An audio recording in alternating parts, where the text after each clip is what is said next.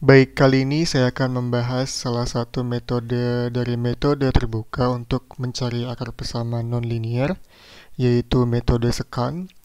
Dan kalau kita bahas metode sebelumnya yaitu metode Newton-Raphson, itu memerlukan suatu fungsi turunan untuk bisa mengevaluasi atau menemukan akar dari suatu persamaan. Sedangkan di metode sekan ini kita ingin mencoba mereplace turunan tersebut menjadi persamaan yang lebih sederhana sehingga tidak ada turunan di sana.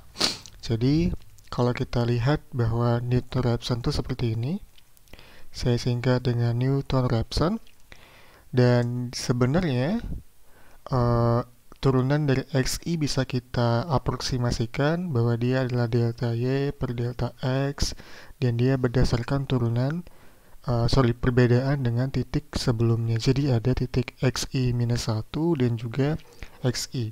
Nah, ini kalau kita substitusikan kembali ke bagian sebelah sini, maka kita akan dapatkan metode sekan, yaitu seperti ini. Bahwa XI plus 1, titik selanjutnya itu adalah XI, dikurangi dengan fungsi XI, dibagi selisih dengan titik sebelumnya, lalu fungsi titik sebelumnya dengan titik yang saat ini. Nah, yang menjadi masalah adalah kita membutuhkan dua titik awal, yaitu XI minus 1 dan juga XI. Ini yang perlu dipertimbangkan dalam menggunakan metode sekan. Nah, contoh, kita langsung ke contoh soal. Misal dengan soal yang sama, E pangkat minus X, kita tidak membutuhkan turunan di sini. Dan kita menentukan XI minus 1-nya adalah 0, dan XI-nya adalah 1,0. Berarti ini adalah minus 1, ini adalah 0. Oke, saya ganti, ini adalah minus 1, ini adalah 0. Nah, kita masukkan untuk yang pertama, tinggal kita substitusikan. X minus 1-nya dapat 1, X 0-nya dapat minus 0,632, tinggal kita masukkan ke metode sekan, dapatnya adalah 0,612, dan kalau kita ukur galat galat relatifnya, persentasenya adalah 8,0%. Lalu kita masukkan lagi ke iterasi kedua dengan menggunakan X0 dan X1. Tadi kita menggunakan X minus 1 dan X0, kita sekarang menggunakan X0 dan X1. Kita masukkan lagi ke rumus sekannya, kita dapatkan bahwa galatnya itu adalah 0,58%. Kita lihat di sini awalnya dia 8,0, dia akan menurun menjadi 0,58, cukup drastis. Lalu iterasi ketiga dia akan semakin menurun kembali dengan menggunakan X1 dan X2. Didapatkan bahwa galatnya itu persentasenya 0,0048%, semakin kecil galatnya. Nah, artinya sampai iterasi ketiga kita bisa temukan bahwa akarnya itu adalah sekitar 0,56717. Nah, sebenarnya rumus dari sekan itu mirip dengan rumus regula falsi atau false position. Nah, yang membedakan antara keduanya adalah regula falsi ya. Regula falsi ini adalah sekan. Yang satu di sini adalah metode tertutup.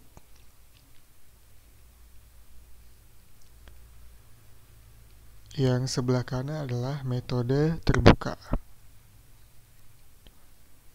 Nah, yang membedakan adalah rumusnya sama, cuman kalau regula falsi itu diapit oleh tanda yang berbeda. Kita harus memastikan bahwa XI minus 1-nya adalah negatif atau positif, sedangkan yang XI-nya adalah negatif atau positif yang kita pastikan harus berbeda tanda. Contoh di sini, dia sama-sama punya dua nilai, tapi kita memastikan bahwa yang satunya adalah negatif, satunya adalah positif. Ketika kita update ketemunya di sini, maka XU-nya akan pindah ke sebelah sini. Sehingga dia masih diapit antara negatif dan positif. Dan ini menjamin bahwa akar itu akan bisa ditemukan. Berbeda dengan sekan, dia tergolong metode terbuka walaupun rumusnya sama. Misal di sini, dia diupdate di sini, maka ini akan menjadi fxi dan ini menjadi xi minus 1 seperti di sini. Sehingga tidak diapit lagi antara minus plus tapi berdasarkan nilai sebelumnya. Dan kalau kita gunakan sekan, dia akan mendapatkan titik baru di sini.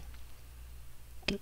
Jadi dalam beberapa kasus, metode tertutup regulavalsi itu menjamin akan ditemukannya akar kalau terdapat akar di antara plus dan minus. Tapi kalau metode terbuka, itu bisa saja dia salah prediksi. Tapi dalam banyak kasus, kalau dia konvergen, dia akan jauh lebih cepat dibandingkan dengan regulavalsi. Contoh di sini, ini adalah perbandingan metode terbuka dan tertutup. Misalnya biseksi dan false position, kita lihat bahwa metode bagi dua itu cukup cenderung lamban. Dia ada sebanyak sekian iterasi ya. Jadi kalau di sini ini adalah iterasinya, sedangkan di sini ini adalah galatnya. Jadi semakin ke bawah, semakin bagus galatnya, semakin kecil iterasinya, maka semakin bagus. Artinya dia tidak butuh waktu komputasi yang lama.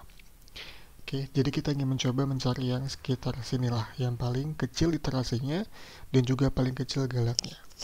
Nah, kalau kita lihat di biseksi, dia cenderung sederhana, cuma membagikan dengan dua, mudah untuk dipahami, namun iterasinya cukup banyak dan tergolong tidak terlalu akurat. Sedangkan false position itu cenderung lebih cepat dibandingkan dengan biseksi. Dan kalau dibandingkan dengan sekan, kita lihat sekan ini kan metode terbuka ya. Dia cenderung jauh lebih cepat dibandingkan dengan false position.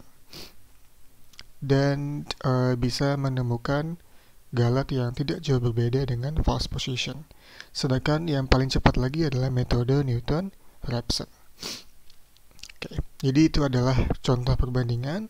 Tidak ada yang terbaik dari metode antara terbuka dan tertutup. Semua kita kembalikan kepada kasus yang kita pelajari. Oke, kita lihat sebelumnya bahwa metode sekan itu membutuhkan dua nilai awal yang ditentukan secara acak. Nah, ini kan tentu akan menjadi sesuatu yang tidak cukup nyaman dan tidak mudah juga menentukan berapa dua nilai awal tersebut. Kalau kita bandingkan dengan metode Newton-Raphson dan juga metode iterasi titik tetap, kita cukup menggunakan satu titik awal atau nilai awal. Tapi kalau disekan dia butuh dua nilai awal. Nah, kita bisa memodifikasi metode sekan tersebut hanya cukup satu titik awal dengan memberikan variabel tambahan, yaitu delta xi. Jadi dia sebenarnya jaraknya itu adalah berdasarkan delta xi. Sehingga kalau kita substitusikan, dia akan menjadi seperti ini. Ini adalah modifikasi dari metode sekan. Nah, berapa delta x-nya? Delta x-nya itu tergantung pemilihan kita, tapi yang jelas harus wise, harus bijak dalam menentukan berapa nilai dari delta xi ya. Kalau deltanya terlalu kecil, itu dapat memicu galat pembulatan yang didapat dari pengurangan. Jadi kalau misalkan terlalu kecil deltanya misalnya 0,0001, bisa jadi 0001 misalnya, bisa jadi ketika ada galat pembulatan nilainya akan menjadi sama, sehingga akan menjadi tidak terlalu efektif dan efisien.